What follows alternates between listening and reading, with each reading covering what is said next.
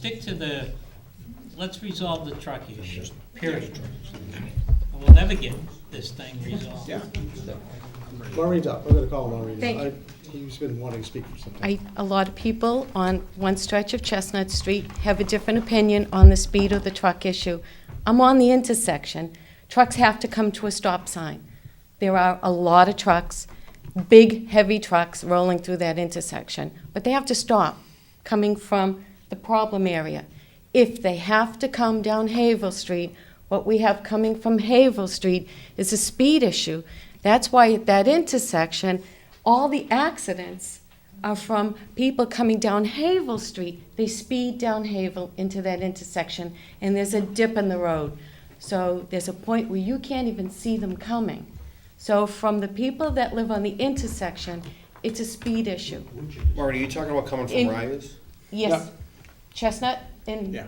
Havel But Street. coming- Chestnut and coming Havel. from- No, she's talking about Chestnut and Havel Street. Yes, but Havel Coming from Street. Reading into North Reading, that direction. That's Both what of you're them. talking- If they're coming from Ryers, they disappear for a moment. When we developed a neighborhood off Mount Vernon Street, one of the off-site improvements that was mandated in front of Trinity Church was to bring the rise up. The second concern was that second dip near the intersection. So when we keep talking about rectifying an issue in this area of the neighborhood that I live in, coming from this side, the solution is going to impact people who aren't here and weren't necessarily involved. The 4 homes on that intersection have a different perspective. We're part of the neighborhood, but part of the solution is going to make it worse for us. Steve? Ever since we've been talking about this, it's been the truck exclusion. And that's what precipitated the whole issue about traffic calming to see if that would divert some of the traffic somewhere else and everything else. But the truck exclusion has always been the primary focus, concern. I think we lost a little bit of focus here, but it's the primary concern. I think that's what needs to be addressed. As far as, Maureen's intersection where she lives, and if the traffic is diverted to 62, take a right at Ryers Corner heading south, those trucks are still going to, you're not going to have any more traffic taking a left onto Chestnut Street towards Linfield than you do now. It's currently crossing it. So, I mean, there's no additional traffic impact on that neighborhood. It's just the approach and how they're gonna go that way. If they're gonna go 62, take a right at Rise, and then take a left on Chestnut Street, that's what they're gonna do. Those are the same people that are coming up Chestnut Street right now, cutting across and going straight across. So as far as the impact of the number of trucks taking a left, heading in towards Linfield and Peabody, that's not gonna change. Maybe it'll lessen, only because people won't want to sit at the lights at the bachelor school. So to me, at this point, I think we need to, kind of move on here and vote for the exclusion. The alternate route proposed to be 62 in front of the high school and bachelor school in Briars, Haverhill Street, because I think that's the one that connects the dots. File that with the state, see what their response is. And I agree with whoever else stood up here, it might have been Mr. Lab or somebody else, that said, the other trucks, once they start experiencing this, will find other routes to go if they don't like it. So to me, as far as the traffic calming issues, if the neighborhood, and what I'm hearing is, let's take care of the trucks first, and if we have a need, other than enforcement, a little bit more enforcement on Chestnut Street, forget this other stuff, because if we're gonna do the exclusion, I don't think we need the traffic calming in front of Mr. Foster's house. So to me, I think we should just vote for the exclusion tonight, decide on the alternative route, instruct the DPW director, town administrator, public safety, and move on. And then we can address the other issues as far as enforcement with the police department, trying to slow the traffic down. And in the meantime, if we wanna look at other alternatives, and the neighborhood is still concerned with the speed and wants us to address that, we can take a look at the traffic calming solutions, and where actually islands might actually truly be located specifically, so we'll know what we're talking about. But right now, I think we need to move forward on the exclusion, vote it, be done with it. Everybody throw, and then I'll get to you, Mr. Briscoe. I don't live in this area, but I do travel, and I carpool with someone and work at the bachelor school. And there was a week or a week and a half this spring where 62 was used by trucks, and they were going down Haverhill Street and taking that right at Ryers, and they were going into Middleton further east. We actually had to back up to allow one of those I was going north on Haverhill Street. We had to back up so one of those trucks could make that turn onto Haverhill Street. So hopefully they would learn and take another route, but this may snowball into wanting another exclusion for Haverhill Street, especially if there's gonna be another issue at Chestnut. But it went on for about a week. We were at 7:15 coming through that intersection, and I know the high school students were scrambling to get to school on time that week, and we took the students from the batch outside about 8:15, and it was still continuing. I don't know if there was trucks delivering dirt up to Haverhill Street in Reading or what the issue was, but it continued for a good hour, and it did impact the traffic there. And I mean, the students, we can always leave earlier, but making that turn and being able to turn, hopefully they would learn to go another route, but it may snowball into another. Yep. We run that risk of creating another problem somewhere. We don't know unless we do it. Mr. Prisco? You know, I've said this before, I'm gonna say it again. I don't believe, even if we hired a consultant to put more investment of time into this, there is no one solution I think will 100% solve all of it. But at this point now, we've heard so much about this that I agree that we should just move forward with getting the traffic exclusion, the truck exclusion going, and see where we get with that. But I have some issues, some concerns I need to ask associated with that before we vote. And that is, if we do a truck exclusion and we're successful in getting it, from a police department perspective, manpower, resources to do that, what is that? Is that gonna require some additional funds to have somebody on site for a week or 2 or 3 weeks or a month? I don't know what it is. And can we do that from our existing budget?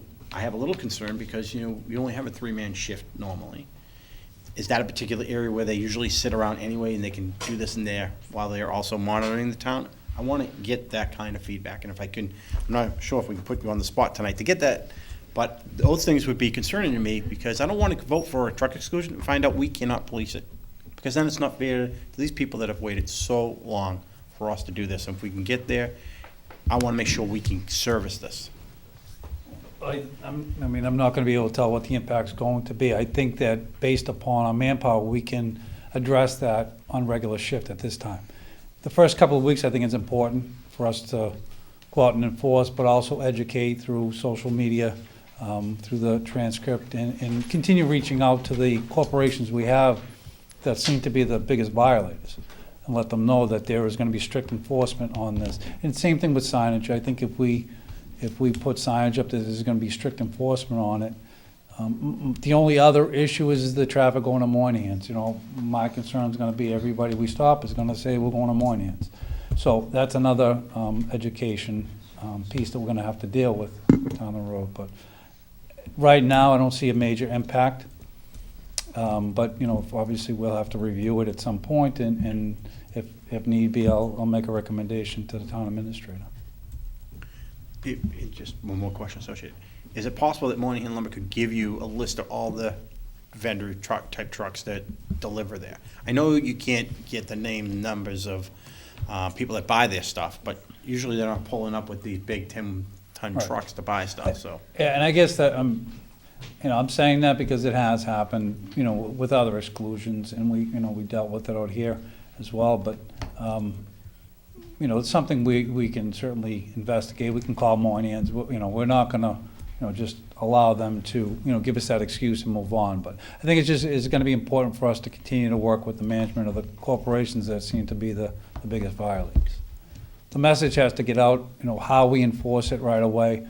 Yeah, I just If want they to make don't sure we know, can do it. and if they don't know, that there was an actual exclusion there, it's gonna be something that's appealable, and I'm sure that courts will not stand behind if we haven't done our due diligence in making it public and educating the public on the issue. Mr. Chairman, I'd just like the board to consider potentially fencing off some of that $25,000 that we were originally going to spend, to hold it aside just in case we do need it to fund the enforcement of it. That was out of the DPW budget. You can't use Chapter 90 money for police. It's gonna be a town meeting transfer.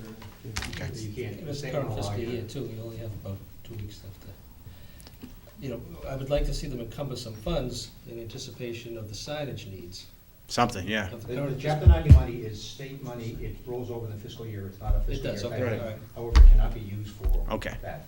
All right, I But it didn't know can be that. used for signage. You know, I still think we should make that investment regardless.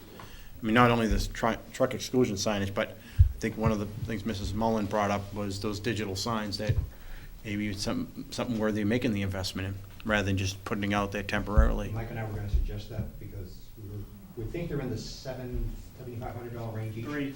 3K. I called the company. Three, the good ones? Yeah, we got 5,000 with the camera and solar. How about with a Paid Sunbird?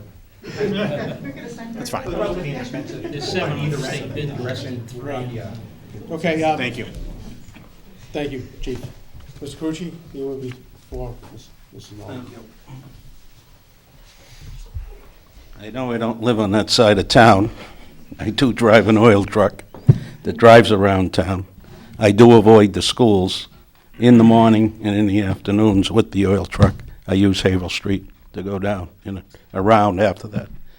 But I'm also chairman of the Secondary School Building Committee. We just spent, I would say, probably $25,000 to do a traffic study from Ryers to Central Street. And we were hammered from the police department, the fire department, the planning board, to find out how we were going to alleviate the traffic on 62 during school hours. Now, if you make an exclusion, whatever you do, you decide, but you're really going to impact during the school hours on 62. We have plans for a set of lights at the entrance of the high school, and all the traffic for both the middle school and the high school will be entering from there. And that's why the traffic lights are going there. So you want to consider it a little bit more for morning traffic anyways. I don't know if you want to consider a 6 to 6 exclusion for trucks. Something to think about. Thank you. All right? Thank you. Mrs. Mullin. I just wanted to answer Mr. Crispo's question. If any,